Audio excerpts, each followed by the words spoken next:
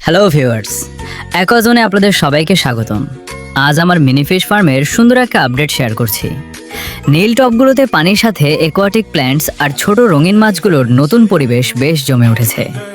এখানে কিছু ছোট ছোট নুড়ি পাথর আর জলজ উদ্ভিদ দিয়ে চেষ্টা করেছি মাছগুলোর জন্য একদম প্রাকৃতিক একটা পরিবেশ তৈরি করতে, যেখানে ওরা খুব স্বাচ্ছন্দ্যে খেলা করছে। দেখুন, পানিতে হাত নামাতেই মাছগুলো কত চমৎকারভাবে কাছে চলে আসছে। অন্যদিকে লাল পাত্রটিতে ছোট ছোট ফ্রাই এবং রেয়ার কালেকশনগুলোকে আলাদা যত্ন নিয়ে রাখা হয়েছে। আর সবচেয়ে স্পেশাল পার্ট হচ্ছে এই দুটো গাছ। টবে বসানো গাছগুলোর মধ্যে একটাতে দেখুন কত সুন্দর একটা গোলাপি রঙের ফুলের কুঁড়ি এসেছে। দৃশ্যটা সত্যি খুব মন জুড়িয়ে দেয়। আমি ভাবছি এই সেটআপগুলোতে আরও কিছু নতুন ওয়াটার প্ল্যান্ট বা ফুলের গাছ যুক্ত করব। আপনারা কমেন্ট করে জানান এখানে আর কি কি সুন্দর ফুলের গাছ লাগালে দেখতে সবচেয়ে ভালো লাগবে।